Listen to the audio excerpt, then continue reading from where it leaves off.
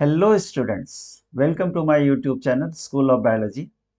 और मैं हूं आपका बायोलॉजी मेंटोर दिवाकर सर।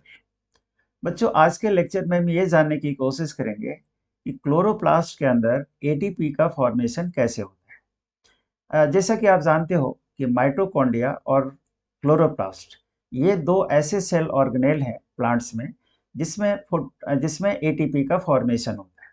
लेकिन आज का जो लेक्चर है हमारा वो क्लोरोप्लास्ट में एटीपी बनाने से लेकर के है। लेकिन माइटोकॉन्ड्रिया में एटीपी का फॉर्मेशन कैसे होता है ये हम किसी और लेक्चर में कवर करेंगे। तो चलो देर ना करते हुए हम स्टार्ट करते हैं ये एटीपी की सिंथेसिस क्लोरोप्लास्ट के अंदर। तो आप देखिए, आपके सामने एक डायग्राम बना हुआ है। इस डायग्राम के जरिए हम एक्सप्लेन करेंगे। और ये डायग्राम एनसीईआरटी का डायग्राम है और आपको नीट एग्जाम के लिए एनसीईआरटी पर ही मेनली फोकस करना है।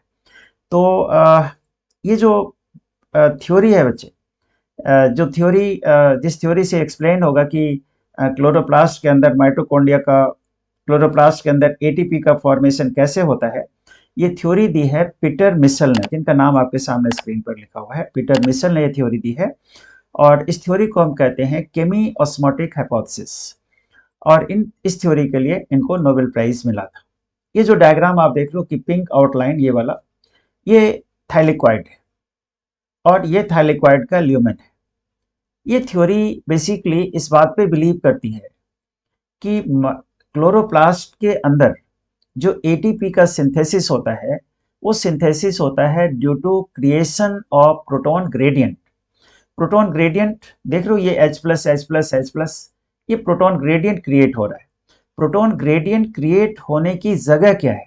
प्रोटॉन ग्रेडियंट क्रिएट होने की जगह है थाइलेक्वाइड का ल्यूमेन। ये जो पिंक आउटलाइन है ये थाइलेक्वाइड का मेम्ब्रेन है और ये जो स्पेस है इस स्पेस को हम ल्यूमेन कहते हैं। ल्यूमेन का मतलब होता है कैविटी। इसी कैविटी में प्रोटॉन ग्रेडियंट क्रिएट होता है। ये थ्योरी मानती है कि प्रोटॉन ग्रेडियंट क्रिएट होता है और प्रोटॉन ग्रेडियंट जब ब्रेक होता है तो उससे एनर्जी रिलीज होती है and that energy is utilized for the formation of ATP from ADP. देख लो, एडीपी से एटीपी का फॉर्मेशन हो रहा है।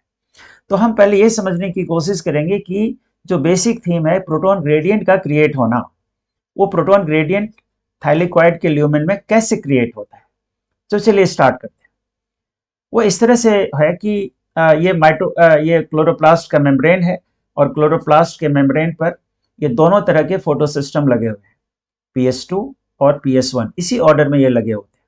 और PS2 PS1 electron transport system से कनेक्टेड होता है। इलेक्ट्रॉन ट्रांसपोर्ट सिस्टम के ये सारे कॉम्प्लेक्सेस हैं, आप देख लो, प्लास्टोक्विनोन है, साइटोक्रोम B6F है, प्लास्टोसाइनिन है। ये सब इलेक्ट्रॉन ट्रांसपोर्ट सिस्टम के डिफरेंट कॉम्प्लेक्सेस हैं जो PS2 और PS1 को ज्वाइन करते हैं। अब ये प्रोसेस स्टार्ट कैसे होता है? ये प्रोसेस स्टार्ट होता है जब PS2 680 नैनोमीटर वेवलेंथ के लाइट को रिसीव करता है। 680 नैनोमीटर वेवलेंथ के लाइट को जब PS2 रिसीव करता है तो अपने ऑर्बिट में वो इलेक्ट्रॉन रिलीज करता है। इस इलेक्ट्रॉन का जो एक्सेप्टर है उसका नाम है फियोफाइटिन। ये प्राइमरी इलेक्ट्रॉन एक्सेप्टर है PS2 का। अब समझना, ये जो इलेक्ट्रॉन यहां से रिप्लेस हुआ, यहां से इलेक्ट्रॉन जो रिलीज हुआ PS2 से, इसे रिप्लेस कौन करेगा?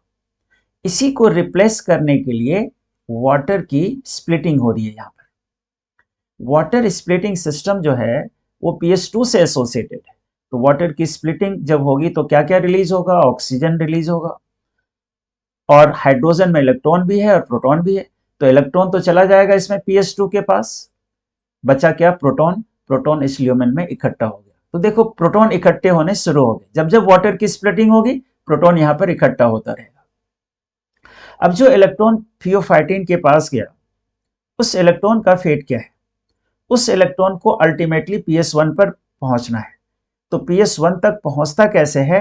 भाया इलेक्ट्रॉन ट्रांसपोर्ट सिस्टम। तो इलेक्ट्रॉन ट्रांसपोर्ट सिस्टम कैसे काम करता है यहां पर, उसके बारे में समझो कि फियोफाइटिन अपना इलेक्ट्रॉन नेक्स्ट कंपोनेंट को देता है। नेक्स्ट कंपोनेंट कौन है? प्लास्टोक्विनोन। बेटा, प्लास्टोक्विनोन जो है ना वो हाइड्रोजन एक्सेप्टर है। फियोफाइटिन की तरफ से तो खाली इलेक्ट्रॉन आ रहा है, तो इसको हाइड्रोजन में कन्वर्ट करने के लिए प्रोटॉन भी चाहिए। तो प्रोटॉन देखो, प्रोटॉन कहाँ से आ रहा है? From stroma. प्रोटॉन स्ट्रोमा से आ रहा है, तो स्ट्रोमा से प्रोटॉन आ रहा है, इधर से इलेक्ट्रॉन, दोनों मिलकर के किस में कन्वर्ट हो जाएगा? हाइड्रोजन में। तो यह हाइड्रोजन को प्लास्टोक्विनोन एक्सेप्ट कर लेगा। लेकिन प्रॉब्लम क्या है कि नेक्स्ट जो कंपोनेंट है साइटोक्रोम B6F, वो कौन सा कंपोनेंट है? वो हाइड्रोजन को रिसीव करता है, सॉरी वो इलेक्ट्रॉन को रिसीव करता है, और प्लास्टोक्विनोन के पास क्या है? हाइड्रोजन है। इसको क्या चाहिए? इलेक्ट्रॉन। तो ये जो हाइड्रोजन इसके पास था प्लास्टोक्विनोन की, उसकी फिर से स्प्लिटिंग हो जाएगी, और स्प्लिटिंग होकर के इलेक्ट्रॉन चला जाएगा किसके पास?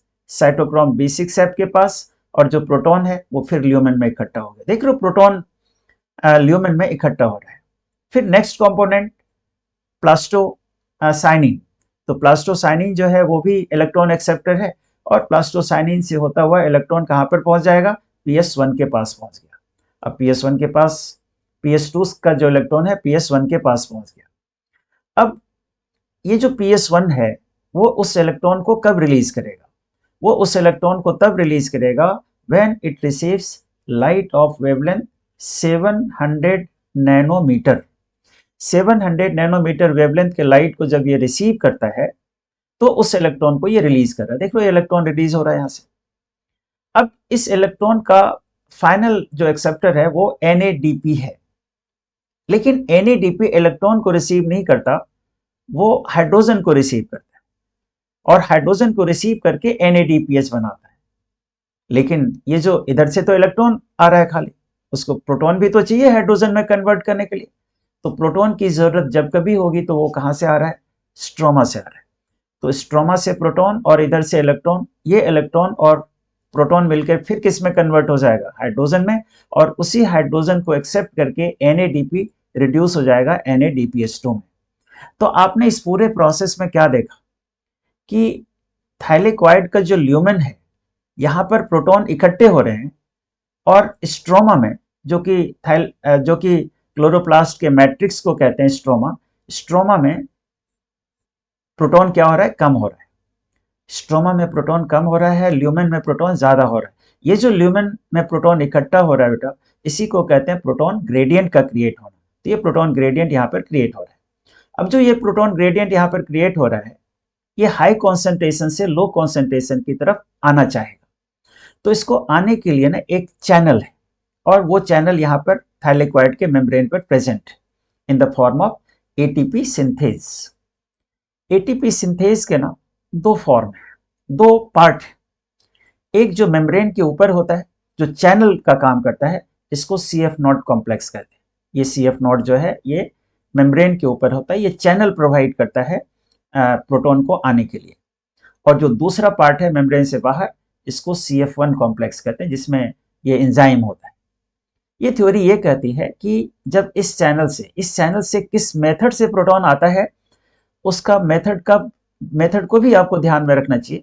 वो मेथड है फैसिलिटेटेड डिफ्यूजन। आपको ये ध्यान में रखना चाहिए कि फैसिलिटेटेड डिफ्यूजन एक तरह का पैसिव ट्रांसपोर्ट है, और फैसिलिटेटेड डिफ्यूजन कैरियर के थ्रू भी हो सकता है और चैनल के थ्रू भी होता है। यहाँ पर कैरियर नहीं होता, यहाँ पर क्या होता है? चैनल होता है। तो चैनल के थ्रू जब ये हाइड्रोजन आएगा, जब ये प्रोटॉन आएगा ल्यूमेन से बाहर की तरफ, स्ट्रोमा की तरफ, क्योंकि स्ट्रोमा में कॉन्सेंट्रेशन क्या है? प्रोटॉन का कम है, तो हाई से लो की तरफ आएगा, तो उस समय ये ग्रेडियंट जो था वो ब्रेक होगा, और ग्रेडियंट के ब्रेक होने से एनर्जी रिलीज होगी। That energy will be utilized for the formation of ATP from ADP। तो इसके लिए ATP बनाने के लिए कौन सा एंजाइम चाहिए? ATP सिंथेज चाहिए, जो कि ऑलरेडी यहाँ पर प्रेजेंट है। तो इस तरह से ATP का फॉर्मेशन होता है क्लोरोप्लास्ट में।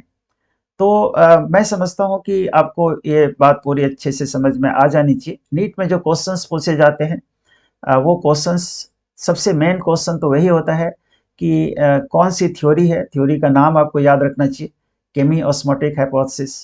प्रोटॉन ग्रेडियंट की साइट क्या है क्लोरोप्लास्ट में, थाइलेक्वाइड का ल्यूमेन, ये ध्यान में रखना चाहिए। ATP सिंथेसिस के लिए कौन सा एंजाइम चाहिए, वो एंजाइम के बारे में आपको ध्यान में रखनी चाहिए, ATP सिंथेज एंजाइम। तो ये मेन पॉइंट है इस पार्ट का, जो आपको ध्यान में रखनी चाहिए नीट पॉइंट ऑफ व्यू से। इस चीज़ को और भी कॉम्प्लेक्स में जाके समझा जा सकता है। लेकिन बच्चों, मैं आपको बार बार क्यों कहता हूँ, क्योंकि नीट एग्ज़ाम जो है ना वो एनसीईआरटी बेस्ड है, और एनसीईआरटी में इस कॉन्टेक्स्ट में जितनी बातें लिखी हुई है वो सारी की सारी बातें मैंने आपको एक्सप्लेन कर दी। इससे ज़्यादा कॉम्प्लेक्स मत जाना। तो आज के लिए इतना ही। फिर नए किसी नए कॉन्सेप्ट के साथ फिर रूबरू होंगे। आपको यदि ये समझ में आ गया हो, आपके कॉन्सेप्ट क्लियर हो गए हो, तो प्लीज़ इस चैनल को सब्सक्राइब करना, शेयर करना, ताकि और भी बच्चे इसको देख सकें, समझ सकें और उनको इनका फ़ायदा मिल सके। Thank you.